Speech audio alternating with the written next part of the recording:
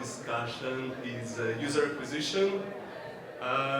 Who here doesn't know anything about user acquisition?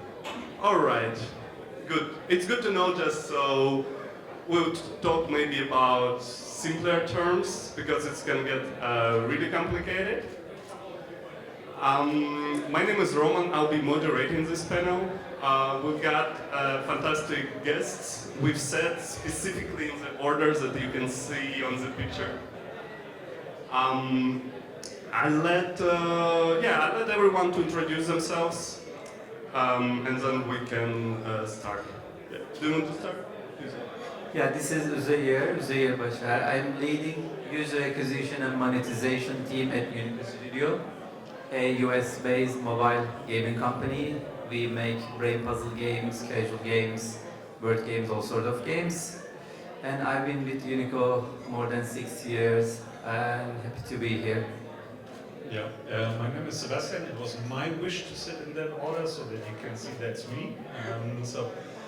Sebastian, working for 19 years in digital media, 15 years in gaming. For 8 years, I'm independent consultant, basically consulting on all topics: user acquisition, apps optimization, product marketing, business analytics, from strategic, but also up to or down to hands-on support. Yeah, work with bigger companies, groups mostly. So if it's from Hamburg, Gaming Group, Different Group, My Games, Phoenix Group. So I've seen different genres. Lately working also a lot on brain puzzle titles. So nice to be here. And I'm Daniel. I am coming from the company called Peppleville. I'm leading the user acquisition team, and I have been in the mobile game industry for more than 9 years now. Time flies by like crazy, and every single year the UI is changing quite heavily. So to me, it seems like I just started. So we need to learn every single year. And yeah, I had a record of 15 million prep that was spent. Had a chance to work with 50 different kind of games during my career, from soft launching the early stage of the game, then global launching them, and keeping them, maintaining them in the market at the pretty high level of spending. So happy to be here and looking forward to our discussion together. Thanks, guys. Basically, just for everyone who doesn't know what user acquisition is, it's basically advertising. So we'll talk about how to acquire users for mobile apps. That's general description. I haven't said anything about my company. I'm working as a marketing director at Tangent. It's an MMP, marketing analytics. Basically, we showcase what campaigns works for advertisers and what campaigns doesn't work. Let's start. I've prepared the special questions for each of the panelists. Uzur, you'll be the first. Since you guys have a super hit game, if I'm not mistaken, called Brain Test, right? And you've been promoting it since 2019, and do you still run ads for this? So maybe you can give us a little bit of retrospective of what used to work and what works now when running ads. Yeah, thank you, Roman. We released Brain Test in 2019. Timing was great, just before the pandemic. So what was working and what we changed was what we have been doing with these games. At first glance, you will see that Brain Test looks like an hyper-casual games. And you know that the lifetime of the hyper-casual games are very like a few months at least, just 2-3 years. But Brain Test is on iOS, Apple Store top charts for more than 5 years, 6 years, always in top 50. What we've been doing, it was easy back then. CPIs were super low. Like we used to acquire users like 20 cents in iOS US, maybe 30 cents. We used to get a lot of users, but what we did, we diversified our channels, user acquisition channels. We still run campaigns on more than 30 channels, different networks. and maybe more than 100 geos with like 25 languages. This makes thousands of ad campaigns. Like, I can use the metaphor, it's like a revolving door. We acquire users, they enjoy the game a few weeks, then simultaneously we've been acquiring new users and new users. So you have to keep the room full every time. So it's a constant effort, challenging, it's tiring, but the product team is also working, making new levels, making new events and things like that. And we didn't treat the brain test as a hyper casual. From the start, we regarded it as kind of a more of a casual game with a shorter lifespan. So we are now using more advanced campaigns, ad ROAS campaigns, some blended ROAS campaigns as well, also offer walls and all types of it with so many networks, on-device campaigns and everything. So yeah, that's it. How big is your team? Like 30 channels? I can't believe you're doing it all by yourself. No, of course we have a team. It used to be only me back in 2019 with our CEO, but now we have a 10 people UA team. Not just focusing on brain test, but we have more than 30 games at the moment as well, and other brain test series. So yeah. Gotcha. Can I ask? Of course. Do you also offer IAPs in your game, or is it really pure hyper casual? Because I'm interested because a lot of companies or conferences people talk about hybrid, and sometimes it's getting a rare case that people are really running on ad wars campaigns exclusively. So, is it? Yeah, we do have IAPs from the beginning as well, and it's shared as like 15-20%, sometimes 10%, depending on the geo from the start. We always had IAPs. Thanks. Next question for Sebastian. Fun fact about Sebastian, he's the owner of domain useracquisition.com. Right? It's true. It was free in 2020. I don't know why. Smart move. So if you have a business model, business case for it, I'm open to discuss. Yeah, it's a nice domain. But anyway, you're doing consulting. That means you're consulting a lot of different apps. Tell us about maybe a common mistakes that all those different apps are doing. I mean, it's easy to talk about mistakes, especially in an industry that is hit-driven.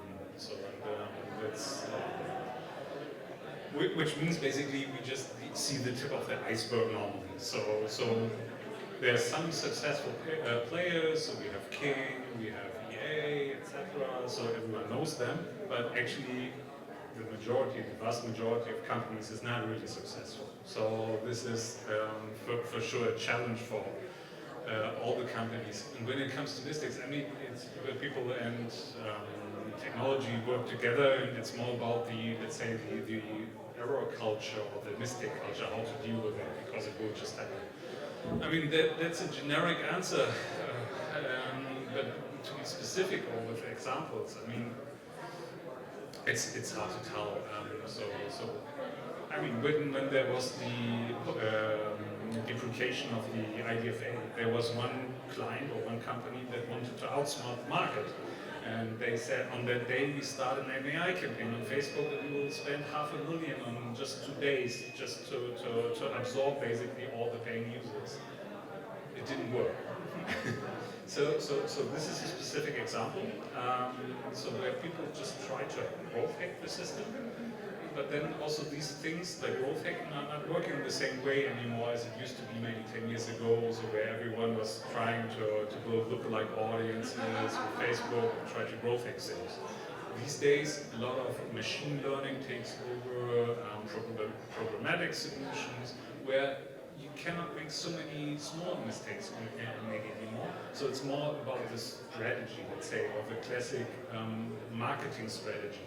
So meaning also product marketing topics. So how do you position your game? Do you establish a product market fit? And then also develop your UA creatives, UA strategies. to build. And I think this is normally, I mean, from my perspective, where people are contacting me, they have an issue with their product market fit, but normally they cannot pinpoint it. So they say, oh, the campaign is not right, oh, the CTR is bad, so the retention is bad, although we know the game should work. Normally it's that they are not fully aligned. So that's why I'm a UA person by heart, but I'm normally expanding my view. So I would say that, especially these days where people do not have so much control anymore about the things, so the classic product market fit, does my gameplay with my theme fit to my audience and the needs of my audience, and everything else can be developed for them. Not sure if this is answering your question. So. Yeah. How often do you have like this sort of conversation with clients, like, oh, something is off with the product, or like on the strategic level, something is not really? Every day. Oh. No, so I mean, of course I'm biased because I'm a consultant, so normally people contact me when there's more like an issue or a challenge, right? So it's normally not the case when everything is just great, they look out of the window, then they don't need to listen to another voice from the outside. So normally I'm more called when there are challenges. So that's why also the talks are more, let's say, problem-oriented, which is of course not so nice. So we need to make a turnaround, we need to fix a product in its market. Of course, I'm a marketing guy, so I'm fixing products. I fix a product in their markets. But it's happening all the time. Referring to this hit-driven business and the tip of the iceberg. So 95% of the games are not really successful, and people working at the companies are normally dealing with a lot of negative things, so which is a challenge for a lot of teams. And of course, it's always fancy to talk about the success case of Triple Dot or King, but this is not the normal case for the normal employee working in a company, I would say. Of course, it depends on your role, so you can be also very happy with your indie startup with just 3 friends running this.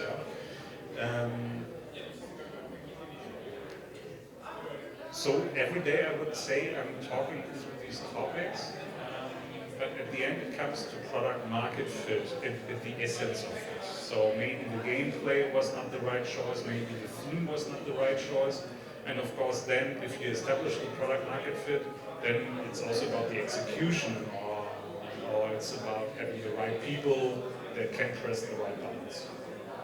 Gotcha. Thanks, Sebastian. I have one question for you. Yes. Because I was kind of surprised to mention multi audiences. I'm actually happy, especially on Meta and Facebook, because if I understood you correctly, you are not doing bootleg audiences anymore. I know they have been doing pretty great a couple of years back. So, just for the confirmation, if I understood you correctly, you are still doing some kind of testing into bootleg audiences, or are you saying that they are kind of dead in 2025 and moving forward? So my thesis was more about 10 years back, for example, you could try to growth hack lookalike audiences. So Facebook was dominating the market, let's say with 70% share of the advertising budgets. And then there were a lot of teams that tried to build custom audiences from their database, and they were going for impulse buyers, for the heavy whales, maybe just for all time payers, etc. And they were growth hacking it by platform, etc. So very growth hacky approach. So and I think, so for example, these days Facebook does not have 70% anymore of the advertising share. So maybe AppLovin is at least on the iOS platform reaching out for this. So if you're running an AppLovin campaign, so basically there's nothing that you can much do about it. Of course you can do, of course, but you have one campaign and not 20. You have it optimized for blended RAWs, you have the geos in there, you can define the bids and budgets, of course, and you can upload creatives, but basically that's more or less it. So my point was more, these things still exist, but they are not so dominant anymore. So it's not about outsmarting the market so much, so maybe it's more about knowing the right setup, the infrastructure these days. does that answer your question? Exactly, and I'm happy to hear that because this is something what I am doing. I know that looks like audiences were the main kind of focus back in the days, but I'm still a big fan of them, especially on the Android platform because obviously iOS is not possible to do. It is kind of advanced targeting, but I like to mention to everyone if there is any kind of UI guy, I like to do very small testing at the background because these kind of campaigns are not gonna help you to grow or scale quite significantly, but for me, as I've been in the industry for more than 10 years and I've been still doing Facebook all the time, it's still kind of A/B test for me to see how the market changes, how it evolves, and to some extent, especially to the smaller studios, it can still work. But of course, if we are talking about huge monthly spending, look like audiences are definitely not the right strategy, definitely. Yeah, absolutely. So it still exists, and you should also do it. Yeah? So, and of course, and for example, Apple of them sounds desirable, but not every company is really having the right games. So to make the thresholds, the KPI, so it's consuming a lot of budget. So it can be challenging.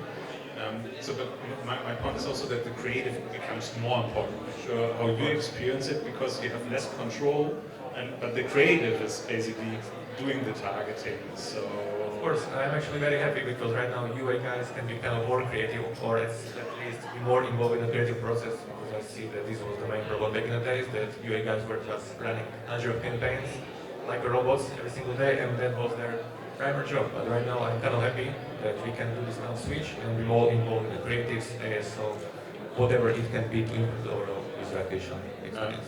And so actually, and this coming back to my point with the product market fit and the creative strategies that are building upon this, because you have less control, you basically need to really own the creative part.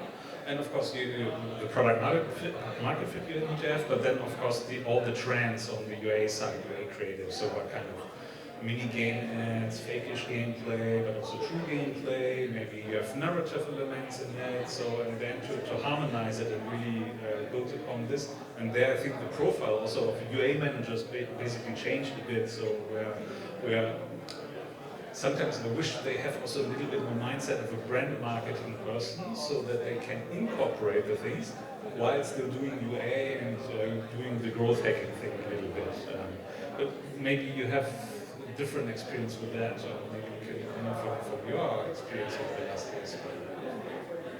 Yeah, you are right, Sebastian. We didn't do brand marketing, but our games have reached a certain point that to a brand recognition aspect, and especially we approached our the Apple Search Ads campaigns and some of our Facebook campaigns as kind of complementing all of our performance marketing efforts, all the channels. Then creative, the Facebook and Google gives in terms of creative flexibility. We feel a bit more empowered compared to other SDK networks. You're right. Guys, I need to ask Daniel my personal question. Daniel, and then we'll go to the questions for everyone. Daniel, you work for Apodil, which is, I know Apodil for mediation, and you're doing user acquisition. So feel like you know a lot about how to acquire users that works well with a revenue-based app, so hybrid. So maybe you can talk a bit about that. Of course, very good thinking. That is actually why I'm happy to be at Apodil, first of all, because as you can imagine, we have plenty of data. As the main core of the company always used to be focused on a growth platform, ad exchange platform, and the mediation in general. And right now we are kind of switching. We have plenty of different products, let's say divisions in the company, and I am personally happy as a marketing guy that we are right now opening for this kind of future projects, meaning that we are providing funding. That means that we have our own creative team, ASO team, and are basically doing UA in general. But as I just want to mention, that we are publishing, right? We are not developing games, we are publishing them together with our potential and future partners, and we are basically partnering at some kind of terms that can be win-win situation for everyone. But good thing is that we have unlimited budget, of course, and in my case, as I'm responsible for the budgeting, it's all about the money. No one wants to spend unlimited money, but it's great to have this kind of, option because of course if there is kind of hit game, I used to work in the agencies back in the days, and yeah, this can be kind of the hardest part for you, a guy, when you know the product is strong, but you have this kind of limit that yeah, you can't spend actually more and you would like to. So yeah, at Apple we are just focusing on user acquisition, building new processes, as we are acquiring new games basically every single month. So it can be kind of chaotic in the future because our team is still quite growing. Um, so yeah, we have plenty of data, and that's good part because it's a dream for me because right now I don't need to be switching between MMPs and different kind of data sources to explain to the managers or yeah, feel comfortable spending. Once we can have this kind of support with the BI and prediction modelings and everything, I believe we will have discussion with the future questions.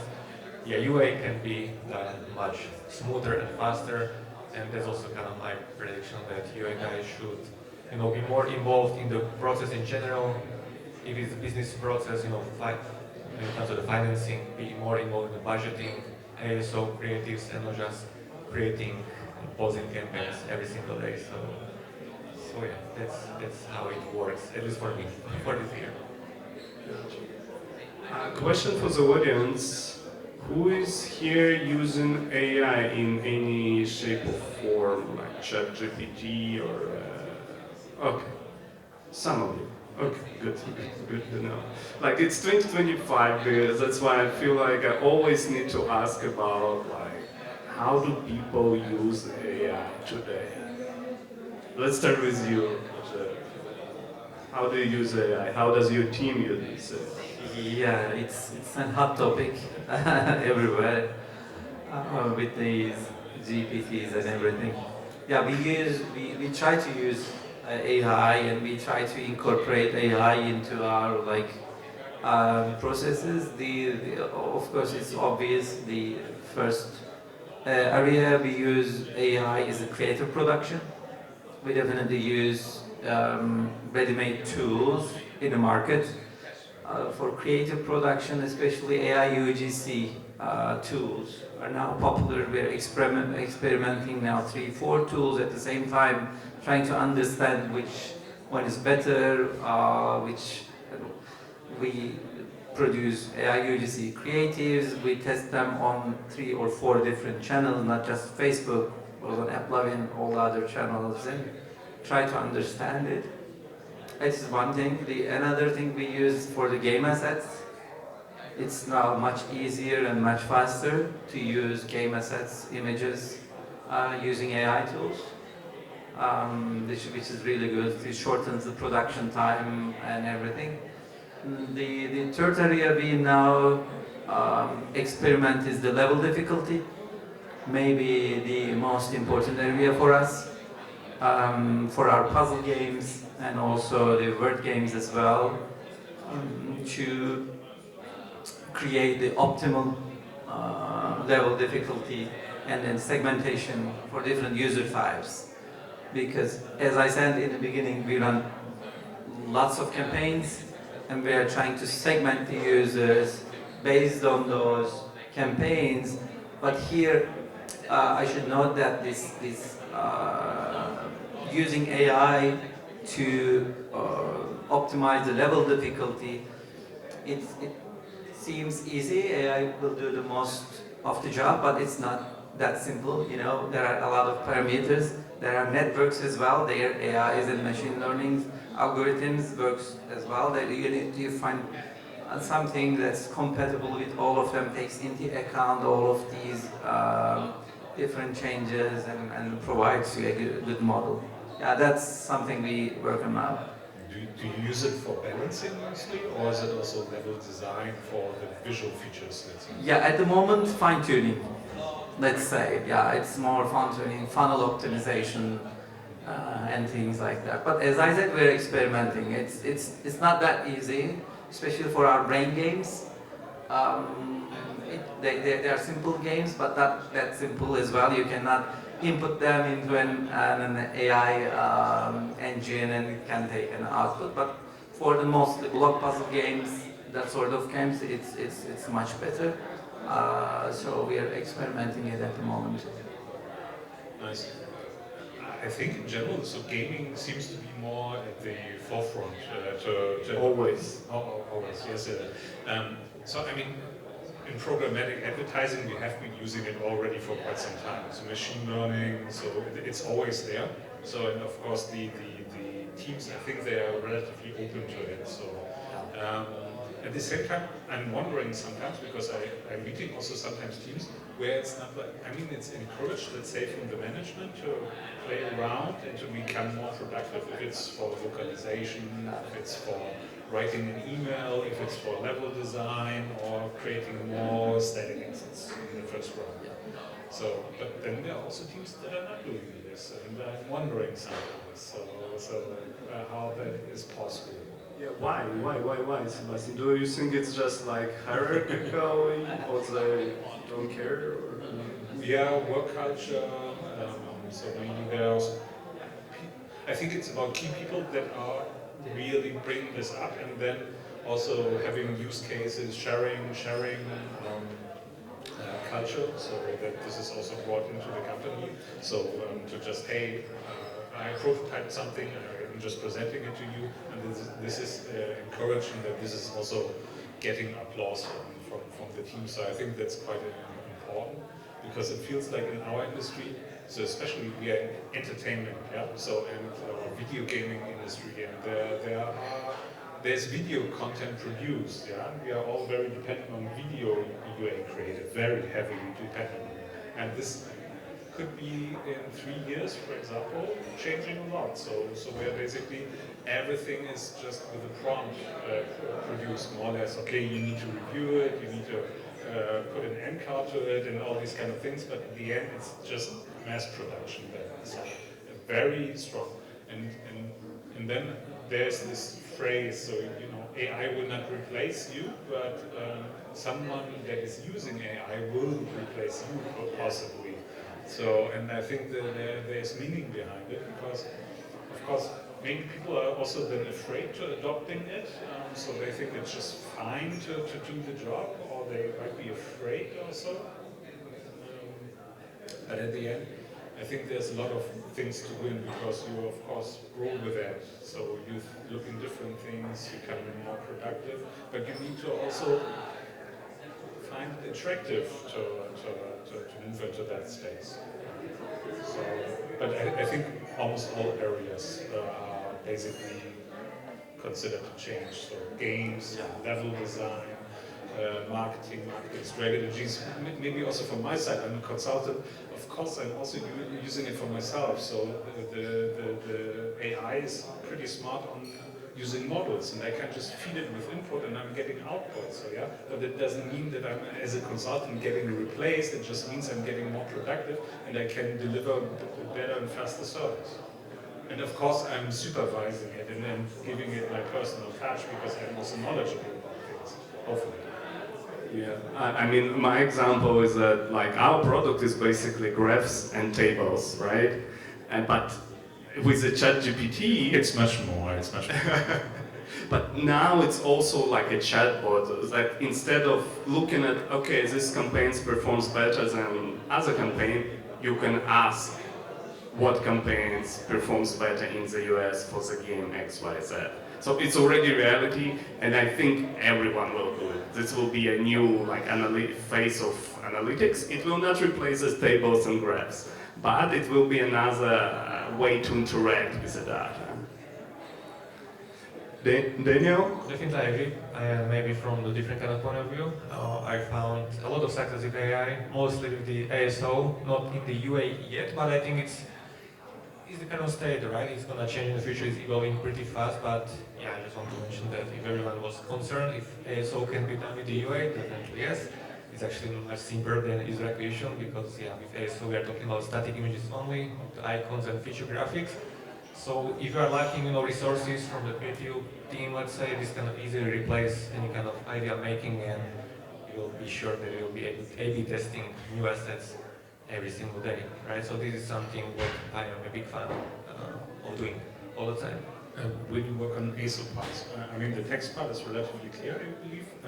Do you use it also for the designs? And if you do so, how can you safeguard that it's like harmonized or it's like So the acquisition funnel is basically streamlined so that the assets are still having the same look and feel like the UA assets, like the game. Exactly, this is the main challenge. That's why we are not doing so much UA with AI because the funnels doesn't make any sense. So icons, what we usually do, this kind of more creative-oriented question towards the creative lead, but the funnel works in a way that we will prepare the AI icons. Let's say, for example, they have some kind of methodology, and we are trying to prove some kind of hypothesis. And if we are not happy with the final look, of course, then we do the tweaks on our own, meaning that we are not just prompting the AI to build us some icons and we are just pushing them to the market. So we are always doing some kind of tweaks so it can correlate with our business model. So yeah, this works for us, and I believe in the future, yeah, it's gonna be working this way because I'm not a big fan just to do prompt and you all test it, right? So it always, I like to do some kind of human input over there, especially some creative things. So the application or game or any kind of product you have can help that human touch, right? It's not gonna be so robotic only. So that's coming back to my hypothesis. Let's say in 3 to 5 years, when it's possible to align the full funnel with AI, the designs. So I think the profile of your A manager role will definitely change because, so it's more important maybe to bring the brand perspective in it, to basically supervise the creative strategy from the product to the ASO, to the UA part, to make sure this is really out of one hand, basically. So to get the best possible performance, basically, along the funnel. Definitely I agree, and this is like when I'm hiring the new UA leads, right now I'm not just looking for the UA expertise, how much they can spend or something like that, but I want to see that kind of creativity in that, right? Because then it's much easier to teach them how to do ASO, and basically, yeah, that's the profile I see in the future as well. I'm not sure how it's going to be called. It may stay as the UA manager, but in the background you'll be doing a lot of creative stuff. And that should be Or being creative on prompting the right questions. yeah, it's correct. Do you have onboarding tasks in an interview process already where you ask them for prompting? Not yet. Good idea. Maybe I will try to edit. Not yet, but we will get there. Next interview, you ask them to do the prompts. Yeah. You need to think about it. Yeah. Let's talk about creatives. Like, I think this comes together with all the AI stuff, AI talk. Maybe you've already seen or you've already done some creatives with AI. If not, we can also talk about the stuff like UGC and the types of creatives that you've seen work and you think will work in the future.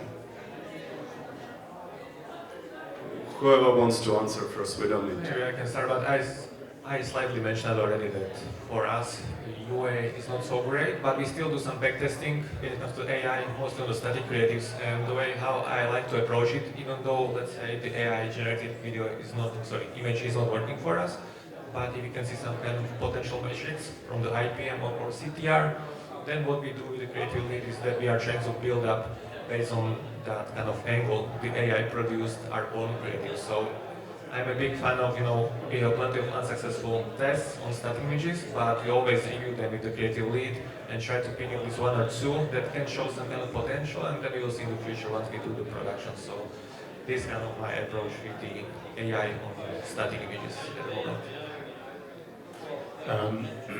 So currently it looks like, of course, you can imitate UGCs with AI. Personally, I think it's awkward a little bit, so it feels still like awkward. Maybe it's sometimes clicking because of that and it's performing, and of course, UA people do that then to get the performance. For me personally, it feels still like a little bit off. That's just one thing. So I think right now, so it's more about different tools that are used. You can then have an avatar that is animated, you can have voiceover that you generate, you can have the backgrounds, or you put a parallax effect over it so that it's a little bit animated.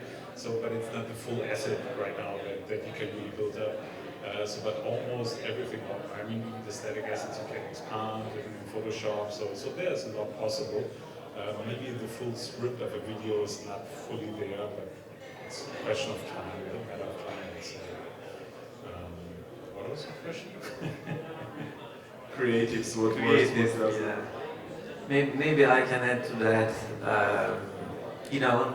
Mobile gaming videos and the playable ads, they are the main formats.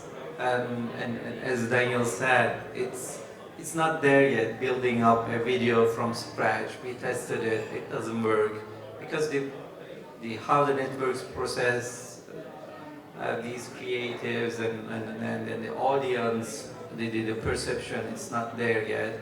But what we try right now is like what we find AI tools useful is to edit the already performing creatives. We are trying to make like incremental improvements of, like for instance, a hit video.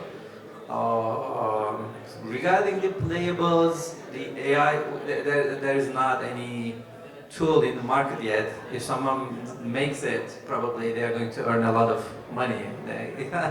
If you have any plans to launch a playable making company, here's your chance. You can build an AI-powered playable production tool, which is not existent in the market at the moment. But for the videos, as I said, for the different voiceovers, different backgrounds, some avatars and other sort of things, like making some small uplifts, and that means a lot if you have especially a huge amount of spend. So we find AI tools very useful in that regard for the creatives. Gotcha. Next one is about rewarded videos. I think that was one of the trends for last year. So maybe we can talk about what do you think will happen next with rewarded ads? Maybe someone can even explain what is rewarded ads, just so everyone knows what we are talking about. And do you think this sort of hype will carry on in 2025 and further? Different angles to it. So from a UA perspective. Yep. So I'm thinking right now about rewarded UA, rewarded partners. Is that the angle that you might? Yeah. I'm saying like, watch this ad, get an reward in an app or a game. I'm not really an expert for it, so maybe I can comment, like kickstart the conversation.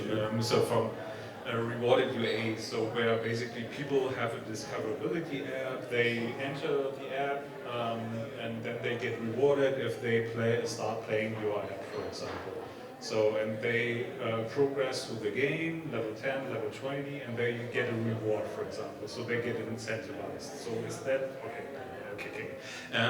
Yes, so I would say it's a little bit of boom. So there are quite some benefits to it, I think. So benefits, but maybe also some cons. So benefits. So the onboarding phase is quick.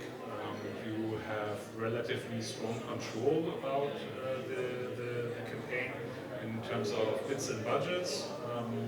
And then you can have a shorter payback period, so when you try to manage this. And sometimes these apps are also available on iOS, and the opt-in is mandatory, so that you are not running on scans. So basically you have full transparency on those campaigns. So basically it's an alternative source for iOS.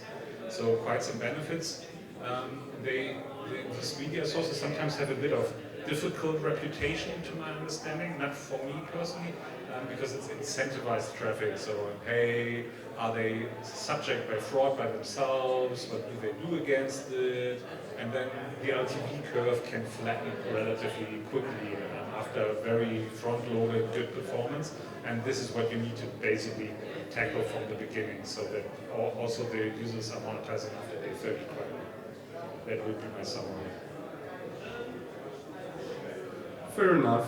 Daniel? Yeah, from my side, maybe a different kind of approach. You mentioned it was kind of boom. I noticed that, but I'm personally a big fan of it because sometimes it's kind of hard to track it and mainly scale. Like I'm kind of classic OG guy, let's say. I try to do classic stuff first to actually see the potential of the game. And of course, if there's a potential, we are exploring and testing everything what's left basically. But what I like about the rewarding type of ads, I'm trying to do the special or engagement campaigns for it. So this is kind of my approach. That of course, when we have a good product, we have plenty of DAU, we have plenty of data, we can then retarget those players, and it's a great way to. It's actually the ideal way to reward them somehow, to keep the retention coming and keeping them in the game, because these kind of campaigns, retargeting kind of campaigns using the rewarded system are very cheap, let's say, compared to the normal user acquisition. So from the cost point of view and from the business point of view, this is my kind of approach, that UI is running all the time at the background, and this kind of supportive, let's say, approach is always running, but we try to connect them with some kind of seasonal events or anything. We don't want to kind of feel our players to be kind of harassed all the time. To come back to the game, we will get the reward, but we try to do it kind of strategically based on the game, of course. Each game is individual, but the seasonal events are the great start. If you never tested that, Christmas, Halloween, whatever it might be, prepare the special graphics for it, and plan the ideal amount of the rewards, of course, because you don't want to reward users so much, because you also want to generate some money, but this can easily help the players engaged and keep the retention stable. So that's my approach on it. Thank you. Jules, do you guys use Rewarded? Rewarded UA channels, yes we do. We do use, we even have a dedicated team, UA team, for just rewarded UA channels. We find them useful for some of our games. It depends, but it is a good way to make some profit, steady profit, for certain type of games, which may or may not work in traditional channels like Facebook and the other SDK channels, but they may work on rewarded UA channels. And Sebastian, Hamburg is kind of the epicenter of this movement. All good rewarded incentivized channels come out of Hamburg, you know them. But we utilize them for more than 3-4 years, and you're right about your warnings. The initial ROAS and everything looks promising, but it decays very quickly. But they also have some codes as well. When you learn the codes and how to navigate them, how to work with them, then it's a good, I think, source of like kind of stable revenue and profit. But you need to have all the fraud protections and everything in place, which is a big headache, which would be a big headache, which otherwise users somehow find a way to outsmart you, but we find it really useful.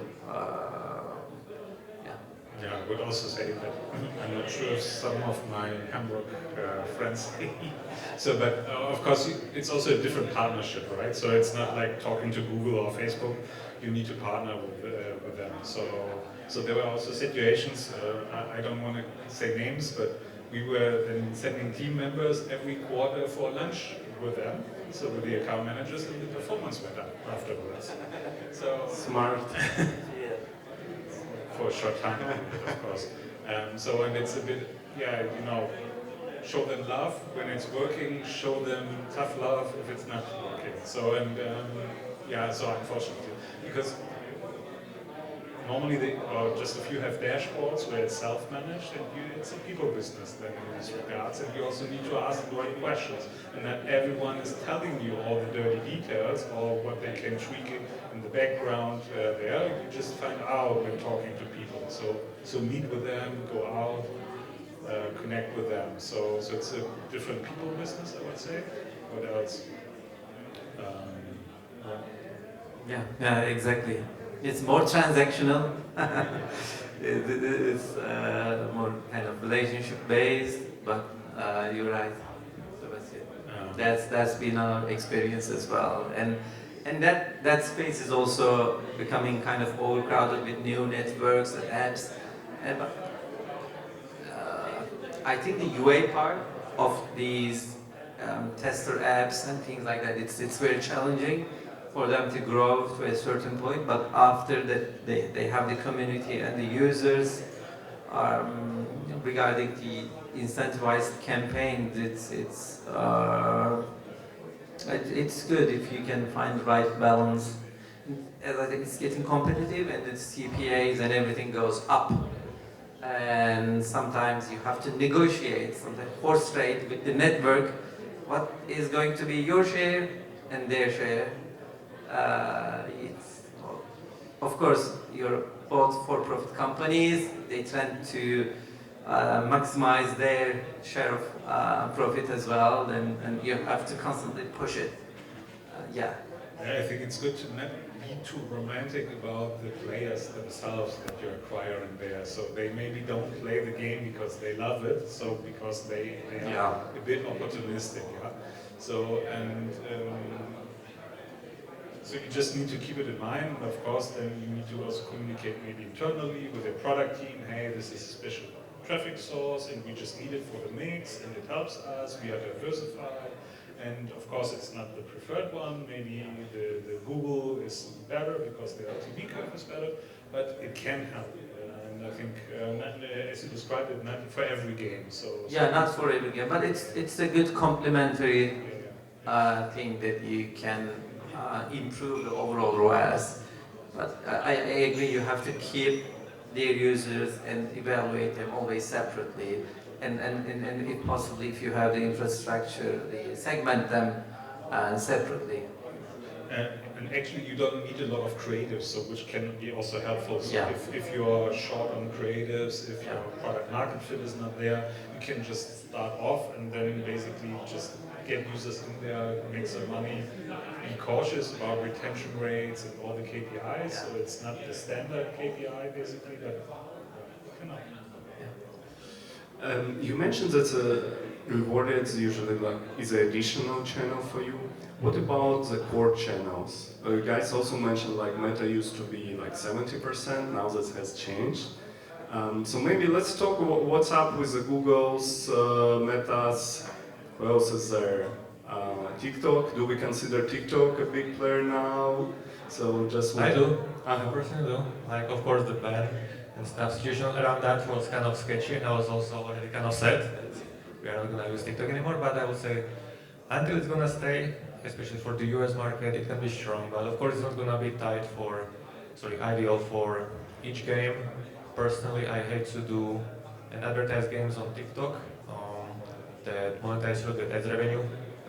I would, if you have this kind of game, I would definitely avoid it. I did so many tests over there, and due to the machine learning on the TikTok, like you don't have the option to optimize campaigns towards ad revenue. So if you consider TikTok in the future and your game monetized mainly through the in-app purchases, then I think this can work, or at least give it a try. But yeah, TikTok is on kind of limited note compared to the big players like Apple, Unity, etc. So, but yeah, I still keep TikTok in mind until it lives.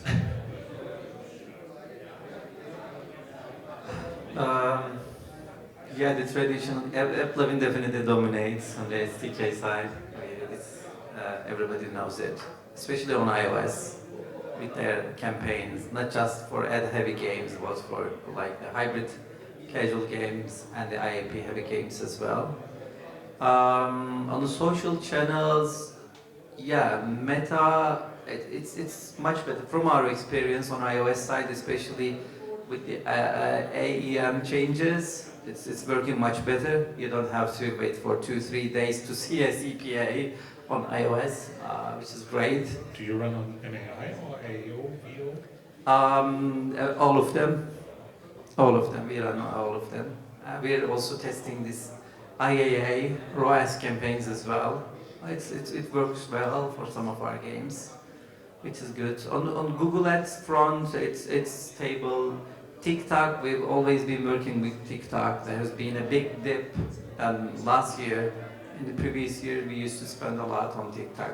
But it has to be there. I agree with Daniel. It's going to make a comeback. And Snapchat, it's recently working well.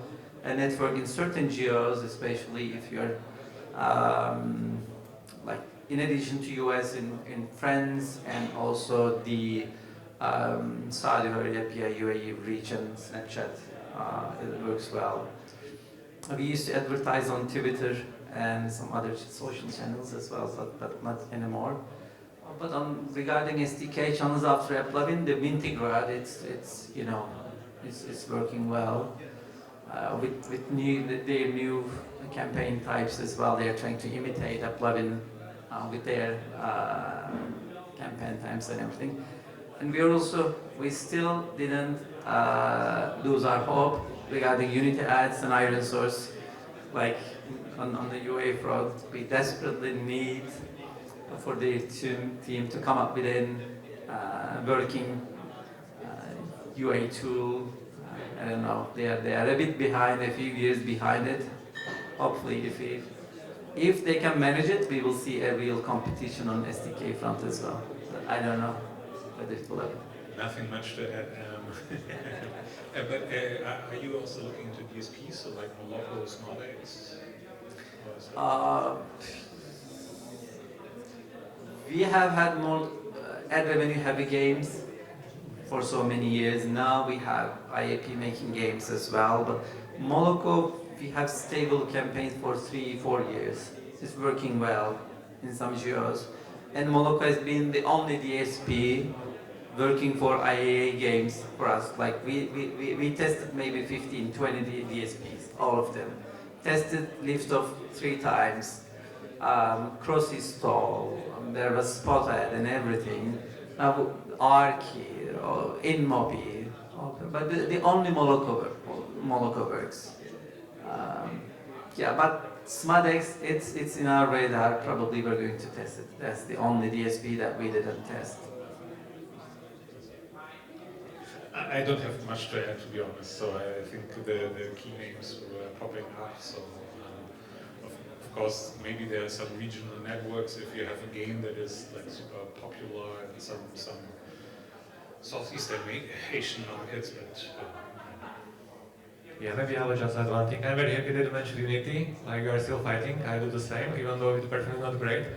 But what I learned and what I saw recently is that even though, let's say, user acquisition is not profitable or looking so good as you would like, I always try to keep some kind of small testing spend levels, because if you are using MMP, of course, and you are sharing this kind of data towards those kind of additional platforms, and you are sharing all of them. So, for example, you want to run UA on Unity, but you are sending to Unity also data from AppLovin, Facebook, etc. It can actually help people workflow and algorithm to learn more. So that's why I'm still kind of keeping, even though low performance at the background, because once you can feed the algo more from different networks, it can actually start optimizing much better. So yeah, some kind of advice to everyone, because I feel everyone is gonna struggle.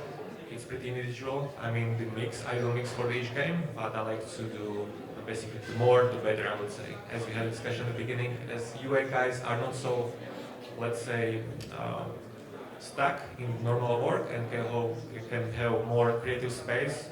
You know, to me, back in the days, it was impossible to manage, let's say, 5-6 ad networks. If the normal UA guy was just creating 100 campaigns every single day, right? But now it's kind of more automated. You have less campaigns, you are running bulk campaigns, you know, multiple countries in the same way. So it's actually great, and I'm very happy that this is the way, because right now we can basically manage more ad channels, not just stick to the one where you felt, you know, like an expert, but then if your manager wanted to scale AppLovin or Unity and you never did it, it was like big struggle. And right now, this kind of switch I like to do. So keep it simple and try to test everything all the time, I would say.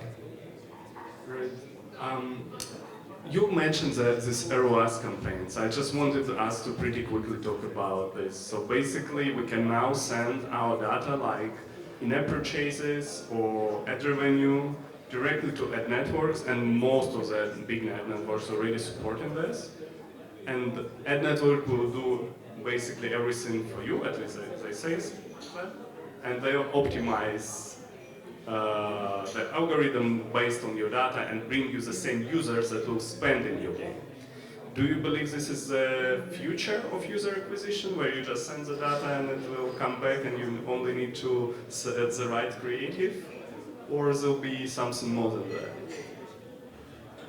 Yeah, I would say it is the future, but yeah, also depends what kind of data you are sending, because you wouldn't believe, but I experienced so many times that we are sending also previous companies and agencies broken data means like duplication of ad revenues and purchases, and then it was kind of a huge no-no, right? Because on the paper it looks like the UA is doing great, but yeah, so be cautious what kind of data you're sending. Like I would say, especially if you're launching a new game or you are expecting to launch the new channel you never did, I would kind of have 1 month slot with the data team, depending on how big team you are, to make sure everything is connected properly, because it can save you not just a lot of time, but especially a lot of money in the future. Yeah, I would say it's basically a battlefield. So where the big players try to build the walled gardens, basically. So let's talk about AppLovin. So they have Max Mediation, so they have the UA network, they acquired Just at some point, so they had quite some assets, so they had a game unit as well, so they just recently sold it, needed for that business case. But basically, that's where you're winning. So if you're fully integrated, so you get better support, which might be the smaller thing, so then you have the max mediation, so the revenue data is posted back, so you can optimize on blended roles. Yeah. So and this is superior to level play and Unity these days. And the walled garden is coming because you can run then the blended RAWs only with AppLovin, basically. I mean, with Google and Firebase it's still possible, but you cannot use Unity with blended RAWs. So you need to have level play, and then having the walled garden with Unity. Of course, could be attractive. I'm thinking about some cases what was not working, and we changed mediation and changed to the other side. And then this was not, and this was very much better, I have to say. But then of course you have the data privacy topic, and then the thing that was skyrocketing on LinkedIn, so with AppLovin, are they trustworthy, is the data safe, is the business model and the click injection, is that a problem, where the short sellers were publishing some papers.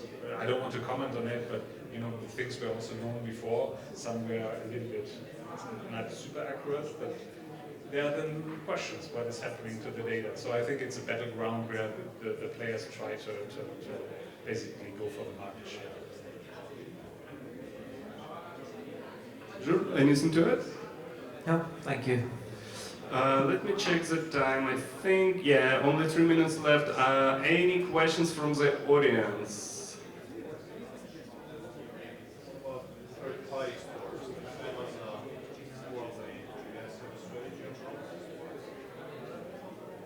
Maybe I'll start very quickly.